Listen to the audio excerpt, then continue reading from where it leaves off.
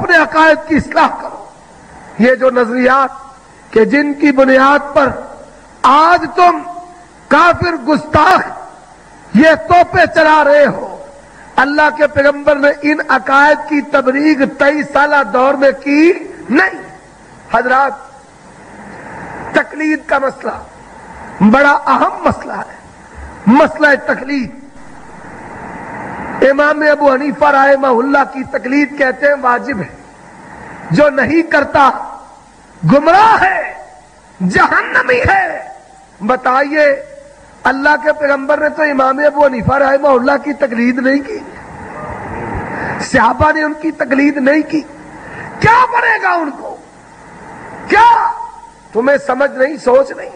اور بڑی آسان بات، صرف ایک آیت لاؤ، ایک حدیث کہ اللہ کے پیغمبر صلی اللہ علیہ وسلم نے 23 سالہ دور نبوت میں اپنے صحابہ کو کسی شخصیت و ہستی کی تقلید کرنے کی دعوت دی۔ حضرات آگے چلیے، اختتامی باتیں میں جو کہنا چاہتا ہوں وہ کیا ہے؟ اللہ کے پیغمبر صلی اللہ علیہ وسلم نے اپنی امت کو فرقوں سے خبردار کیا، جن میں خوارج کا فرقہ، جن میں شیعہ کا فرقہ، جن میں مرجیہ کا فرقہ۔ مرجیہ کو یہ کہتے ہیں ایمان نہ کم ہوتا ہے نہ زیادہ ہوتا ہے۔ اللہ کا قرآن کہتے ہیں جب ہماری آیات پڑھی جاتی ہے ایمان زیادہ ہوتا ہے، یہ کہتے ہیں نہ کم ہوتا ہے نہ زیادہ۔ جامعہ اسلام کا عقیدہ ہے اللہ کا وجود عرش پر ہے۔ اللہ کہاں پر ہے؟ عرش پر۔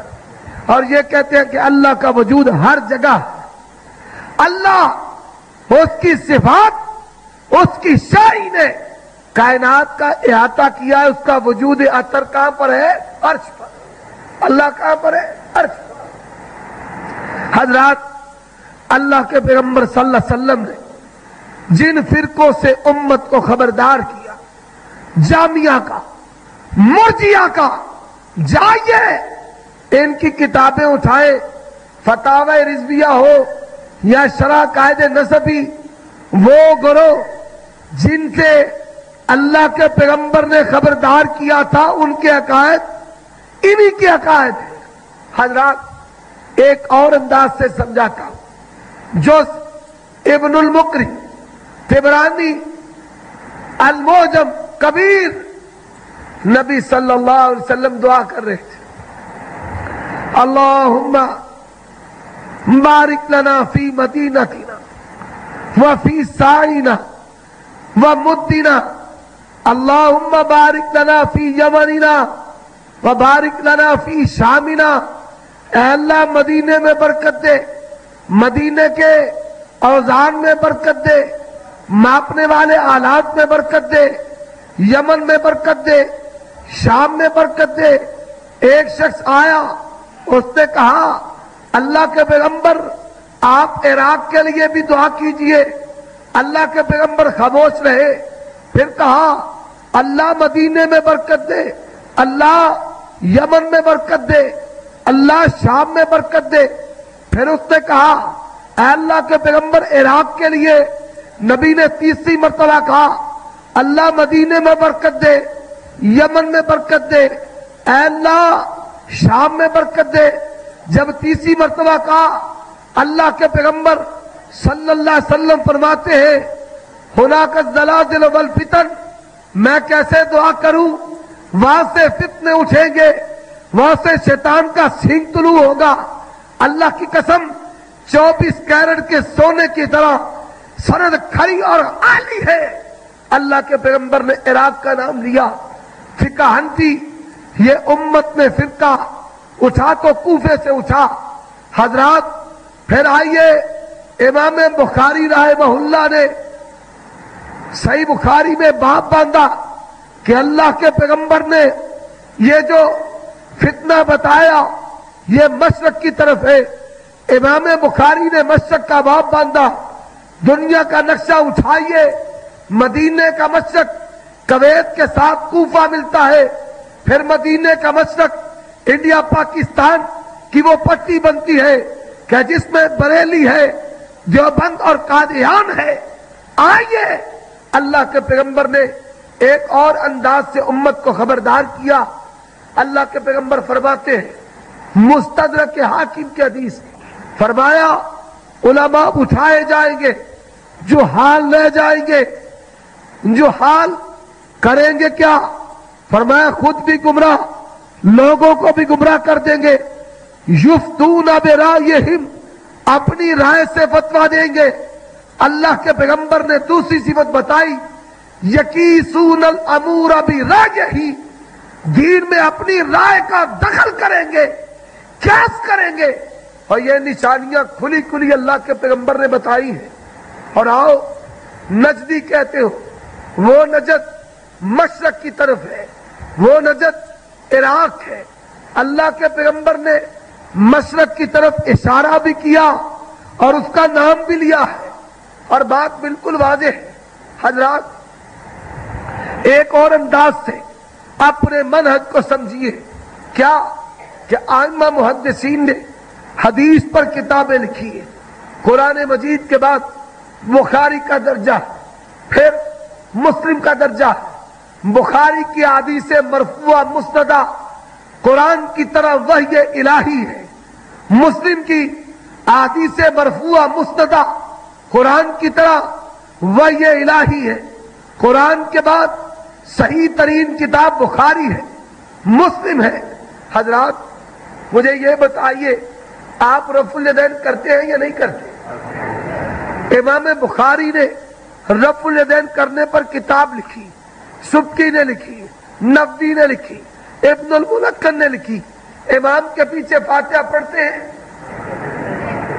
امام بخاری نے امام پڑھنے پر مستقل کتاب لکھی، امام بہقی نے کتاب لکھی، آپ اونچی آمین کہتے ہیں۔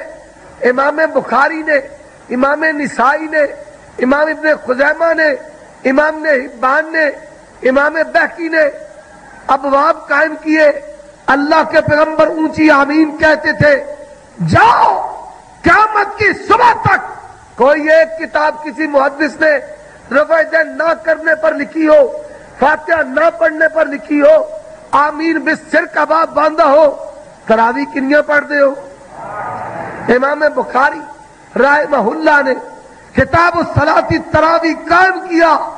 صحیح بخاری درسی نسخہ جلد اول 269 ہے۔ اٹھاؤ، سیدہ عائشہ رضی اللہ تعالیٰ عنہ کی حدیث لے کر آئے، ما کان یزید فی رمضان ولا فی غیرہ علی 11 رکعہ۔ نبی رمضان میں کتنی تراویح پڑھتے تھے؟ 8، 3 وتر 8 رکھتے تراویح۔ حضرات اسی طرح ائمہ محدثین نے عقائد پر کتابیں لکھی ہیں۔ آپ کہیں گے کہ یہ عجیب بات ہے، اہل حدیثوں سے پوچھا جائے تمہاری عقیدے کی کتاب کون سی ہے، کہیں گے تقویۃ الایمان یا کتاب التوحید۔ لوگوں سنو، جس طرح مسجدوں پر، ایمان پر، دین پر، اسلام پر محدثین نے حدیث کی کتابیں لکھی، سنیے ہماری جماعت میں ابھی شامل ہونے والے مولانا عابد ہو یا طاہر، ضیاء، محمد عیسیٰ، آپ بھی توجہ کے ساتھ سنیے۔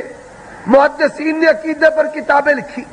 کتاب العرش ابن ابی شیبہ نے لکھی، کتاب السنہ امام احمد نے لکھی، کتاب التوحید امام بخاری نے لکھی، کتاب التوحید ابن خزیمہ نے لکھی، کتاب التوحید ابن مندہ نے لکھی، کتاب الایمان ابن مندہ نے لکھی، کتاب الرد علی الجہمیہ امام دارمی نے لکھی، کتاب الایمان ابو الحسن اشعری نے لکھی۔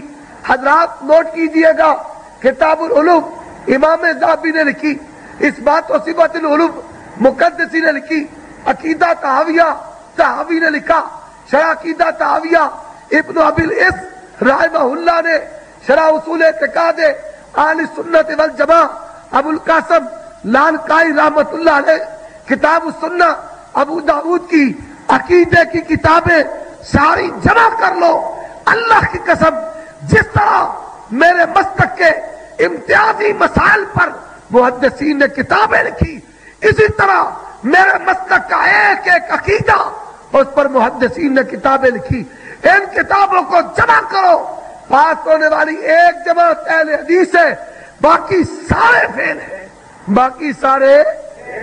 باقی سارے مضمون لمبا پھر انشاءاللہ بیان ہوگا، اسی پر اکتفا کرتا ہوں۔ وآخر دعوانا ان الحمد للہ رب العالمین۔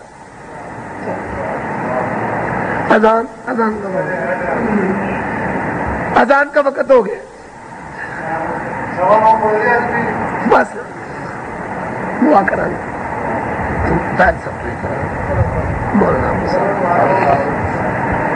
دعا کراؤ آج۔